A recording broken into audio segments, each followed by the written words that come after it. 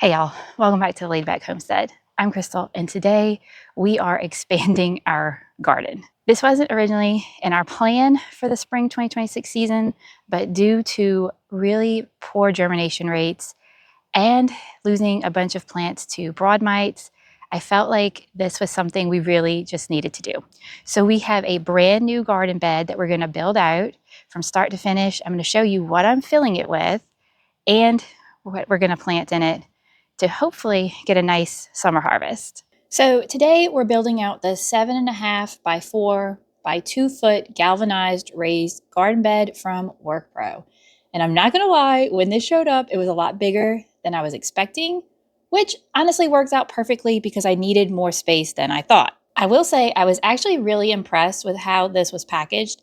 Everything was secured down to wooden boards, so nothing got bent or damaged in shipping, and everything looked perfect when we opened it up. And here is everything that came inside of the kit, everything you need to get your garden bed built. And remember to peel off the plastic wrap. Putting this together was actually really easy. It was basically just lining everything up, adding the bolts, and tightening the nuts.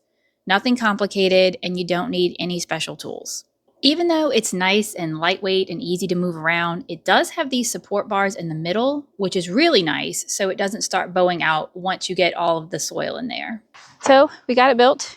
Really didn't take that long. It's not complicated. I like that it's got smooth edges. There's no sharp points on here. And it even comes with these safe corner protectors so you don't have any sharp angles. So now that we have the bed moved to its permanent location in the yard, we need to fill it. But we're not just going to fill it with soil, okay? We're going to basically combine Hugelkultur with lasagna gardening. So I'm going to take, I think, the best of both worlds and combine them together. So let me show you what I'm doing. Got our grounding stakes in each corner. And the first layer that we're putting down the bottom is going to be cardboard. We're just using the cardboard box that the product came in. Now we're gonna add in some shredded paper and some toilet paper rolls. Not only will the cardboard and the paper add carbon to your soil, I know firsthand that worms love it. I use a lot of this in my worm tower at home. So I figured save on cost of dirt, plus make the future worms very happy. Now the next thing we're adding is some logs from our burn pile. If you've seen my other videos, you know I like to add a little bit of wood ash to amend my beds before planting. So this is kind of the best of both worlds. Now you can see we've got the bed nice and full. Well, as full as we can with what we had. Now we're going to take a scoop of dirt from a pile we had at the back of our property and fill up as much as the bed as possible. Now, I have never done a build like this before.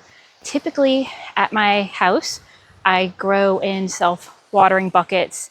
I do practice compost in place, but those beds are not open to the ground due to a bacteria in my soil. So here I get to play around a little bit and experiment. And I did come and pull through and pull out as much grass and weeds from this dirt as I can. In a perfect world, you probably would want to use something better than this, but this is free, and free is good when you're on a time crunch and when you're dealing with a project this large. And for our last layer in the bed, it's just some good old-fashioned compost. This is the exact same compost I use on all of my beds at home, and I've been using it for years. 9 bags of compost later, and we are ready to plant. So due to the fact that I had broad mite damage on my own tomato transplants at home, I decided to stop and pick up some tomato starts from our nursery.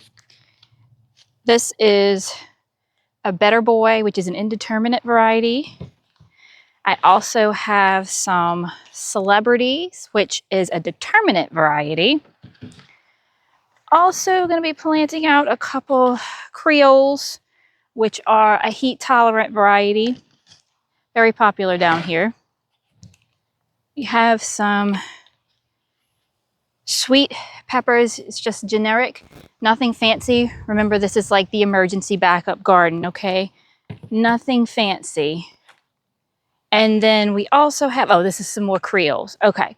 Now, I'm also going to add some things I did have left over from my house, which I had some extra purple serranos, some Tabascos. I've got an eggplant Italian long on the end there. I think these are both Tabascos, yes. And then I have 3 zucchini that came up. 2, I believe these are cucumbers actually. I'm going to just put them out. This is totally an experimental garden, so anything goes here, right? And and I can't forget my pollinator friends. I'm going to be planting out some zinnias. These gloves actually came with the build and are proving to be quite helpful. First thing I'm going to do is put my zucchini in. I know this is going to get really big. I know the trajectory of my son as I talk about how important that is all the time. So I know exactly where I'm going to be putting this. This is supposedly a spineless variety. Now my peppers, I do plant closer together just because I've always been told that peppers produce more if they have a friend nearby. I don't know, break all the rules. Not only do I plant my peppers closer together than you're supposed to, I also plant my determinate tomatoes closer together than what they tell you. But that is just a personal preference. I think I'm going to do 3 of these. So now that I took the time to write down where everybody is, because I really don't have tags for everybody. Normally, this is when I would tell you just to water everything in really good. The problem I have is that I don't live here. Our well is actually not even dug yet. That's going to be happening in a couple of weeks from now. So I have to come up with a slightly better plan. And when we were thinking about it, I decided to go with an old, tried and true, and that is the Olla system. So Ollas are just a terracotta. This is kind of in the shape of a vase or a stake, if you will. They come in all different shapes and sizes. You can get packs of them off of Amazon. These are relatively cheap. That's where I got mine at. I think I got like a pack of 10. I've used them all over the place. I've used them in grow bags. Well, I will be using them in grow bags. I've used them in my raised beds. Even in my self-watering raised beds, I would still use these sometimes if we were going on vacation or something like that. So I'm going to set up a few of those in here. That way, if I can't come out and water every single day, I know that the plants will still have access to moist soil. To set up these Olla stakes, it's really quite simple.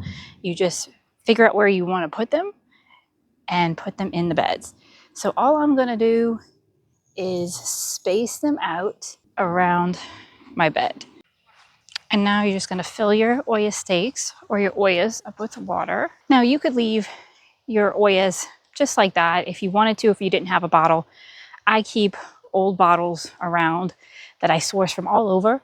And as long as it fits inside of the stake and can hold water, it makes a great reservoir.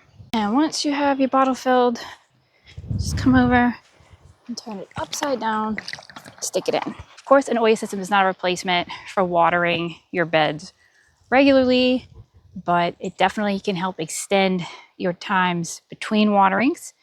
Our neighbor was kind enough to let us use his hose to do this today, but hopefully in a few weeks we'll have our own well on the property and we will be able to keep up with this. Well, we got it done. The 7-foot bed. Now, if you notice, I left a decent amount of space in the middle. I'm actually thinking about coming out and planting out a pumpkin or something like that that sprawls just to see how it does.